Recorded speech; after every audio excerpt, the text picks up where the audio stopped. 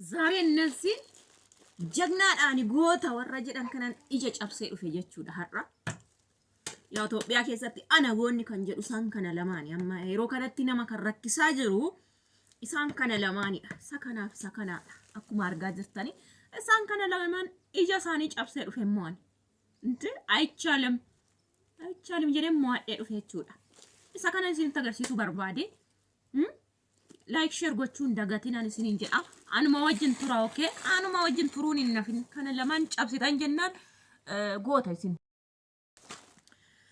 Ashama hordoftoota koo akkam jirtu nageenyi fi jaalalli Waaqayyoo isiniif haa ta'u. Ani nagaa kooti har'a ammoo akkanatti dhufne lafarra diriirfannee teenyee viidiyoo waraabaa jirra. Akkuma argitanii mee chaanaala kanaaf haaraa warri taatanii seenatii subscribe godhaan isiniin jedha. Viidiyoo immoo like share gochuu hin dagatinaan isiniin jedha. Har'a jagnoota kana isinitti agarsiisuun dhufee chibaayee Waaqayyo godhee deebi'ee warra immoo atamnu nuti jedhanii akkuma ta'u ta'ee mo'adhee dhufe jechuudha. Keessattuu yaa isaan kun lamaan akkuma argitan baay'ee nama rakkisaa jiru Itoophiyaa keessatti. Xaafinuu harka kennate isaan kun lamaan garuu didanii olu taalan. Kanaaf ani immoo akkuma ta'u ta'een mataa isaanii gadi dha'ee fidee dhufe jechuudha. Har'ee gangalchee nande mana koo jalin darbitu kootu jedheeni jechuudha. So viidiyoo koo like share gochuu hin dagatinaan isiniin jedha. Asumaan immoo sila mataa koo yaada guddaa warri na kennitan eebbifamaa galatoomaa yoo rakkoon qabu kan jettan baay'een keessaan jirtu galatoomaan isiniin jedha.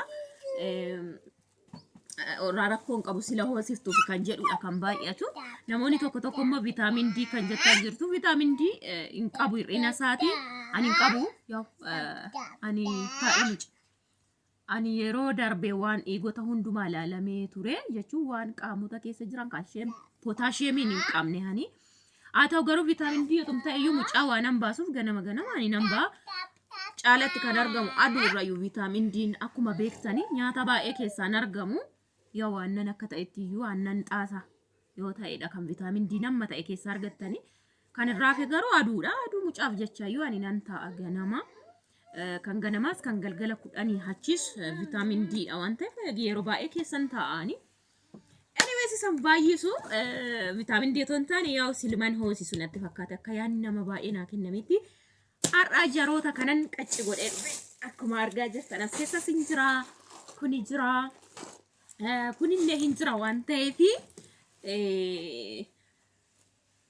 isinitti mun dhufe har'a jechuudha isaan kana birri 6,000 maal akka bitee dhufe dhugaa Waaqa Israa'el birriin 6,000 maal bitee akka dhufen isinitti of jajimmoo akkan jenne isini yeroo baay'ee namoonni maali achitti kun rakasaa achitti rakasaa jettu akka naannootti waan hundumtuuyyuu isanan asitti birrii 600 bite iddoo biraa 1,000 ta'uu danda'a isanan 600 bite iddoo biraatti 400 ta'uu danda'a haala naannoo irratti hundaa'a. Garuu namoonni tokko tokko hin sobu sobaan hin qabu yaa maa gochuu hin danda'u maal akka ta'e viidiyoo hojjedhee isinitti fida soba yeroo tokko wal jala dabarsu ta'e hin sobu ta'e hin beeku mucaa taayigaa yoo ilaalte ilaali malee kana godhate so har'a isaan kanan isinitti agarsiisuu dhufe haadha daa'imaati gaaja koo wilwil gochaanii mucaan rakkisaa jira kaameeraa butuuf deema. Inni har'a bunni Itoophiyaatti ni beektu. Itoophiyaatti ni beektu waan ta'eef kana sana isiniin hin jedhu. Kun kiiloo 2 ni beektu yeroo baay'ee isaan kana lama ni beektu qaccikoota ni beektu sinuyyuu gatii isaas humna isaas jireenyatti jiraachaa jirus jechuudha. Isaan kana lamaaniin gatii isinitti hima jechuudha.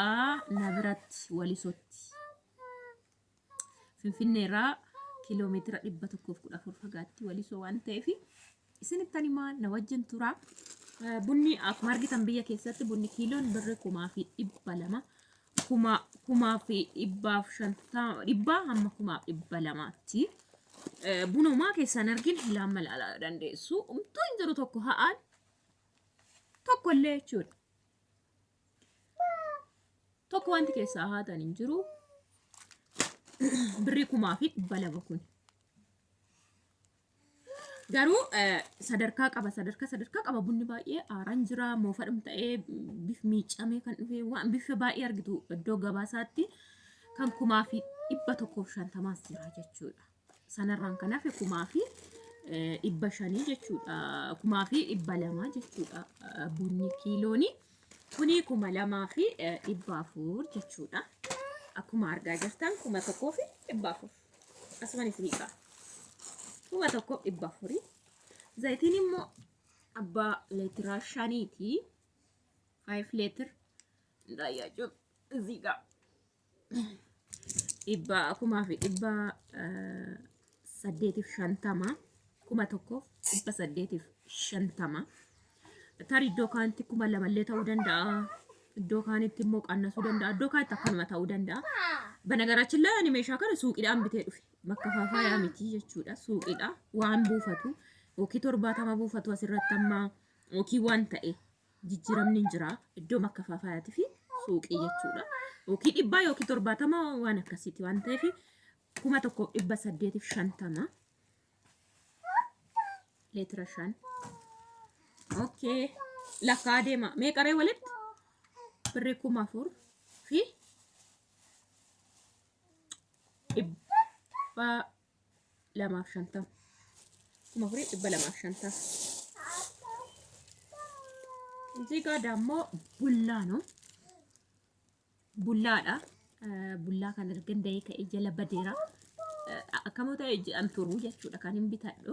Yeroo baay'een argitu bullaan bitadha. Bullaan kun qophaa'ee kan jiru birrii 280.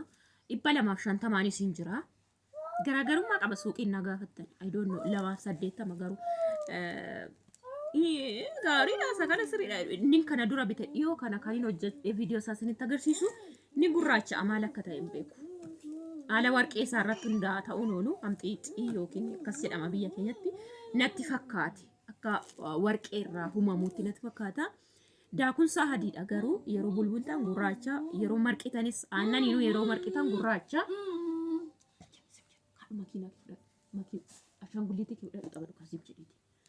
So in gurraacha xiqqoo ishiinni anyways 280 herreega birrii 4,000 530 530 kuni 130 roozii 130 birrii 4,700 jedha. Zirzirii wayiin jirti 700 jedha. Kuni 700 4,900 kuni 190 birrii 5,100 as keessa irdiin bitadhe birrii 10 birrii 5,100 birrii 10 moo waan ta'e siyaabir bammiyaaqoo jechuudha. Achis jira shunkurtiin finne dhugaa waaqa. Shunkurtiin mana sanan kaa'e kushiinan kaa'e birrii 6,000 keessa zirziriin naa deebi'e. Zirzirii beektu zirzirii qullubbii illee bitee achi jira. Qayisirii illee bitee darraa fedhe dhugaa waaqayyo. Sinitti fidu? Guduunfamee tom jira sinitti fidoo barbaade. Na kuni jira birrii 6,000 keessa waan ta'e naa deebi'e zirziriin jechuudha. Kana fakkaata.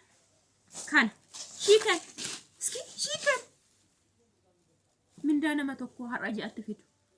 Shiikan shiikan shiikan shiikan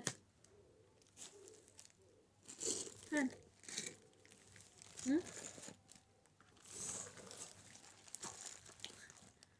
kana kun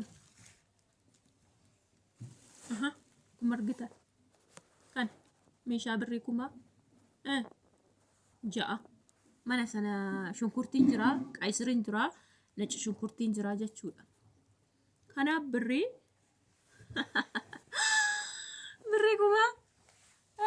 6,000 jechuudha. Mi'a birrii 6,000 እግዚአብሔር አምላኬ birrii 6,000 Yesuus gooftaadha. Kana jechuudha kun akkuma argitan.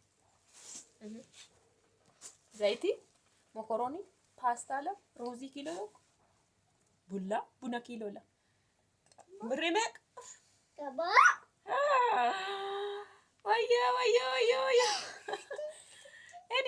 narraa deem kasaame akkas nan godhe kootu meeshii wajjinaa soo rakkadhee jiru karaa itti waraaba kot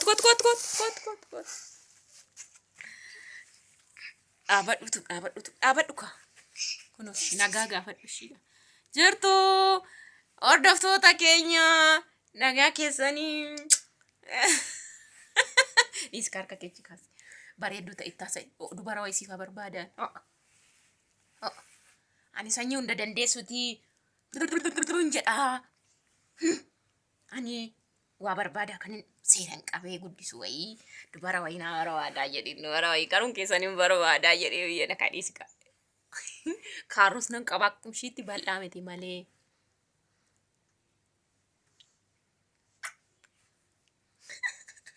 firiiziin nan qabaa argitanii kunoo gajjari firiiziin agarsiisa kunoo firiiziin qabaa ani mucaa bayeessa tokko dubara shaggeessi bareeddu kallooshinaa wanamaa fuddoo miti jedhee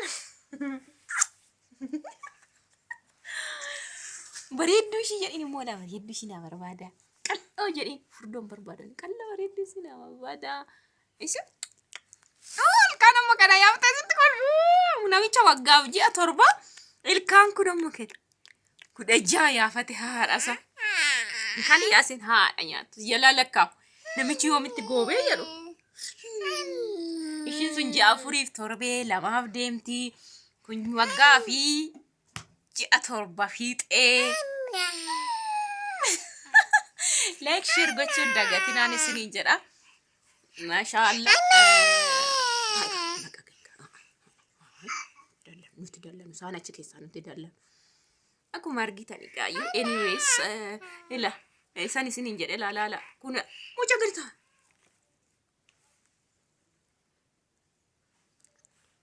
rukutochi keessa ani faatuun qabu ila kun as keessi muluu nu haadamaadha dhugaa dubbachuuf bakka beekush ka bakka ga'e dubbanne miti reet deem kasaan annaa kun akkuma argitan ila kun muluu keessi faatuudha ani mataan maddoo kanatti an qabaayyuu kun muluu reefu dhume dhugaa waaqayyo inciitu mataan kun beektu kun akkana fa'ii ta'een isiniin jedha hundumaafuyyuu like share godhaan rakkisee bakka nan cufaa isiniin jedha bye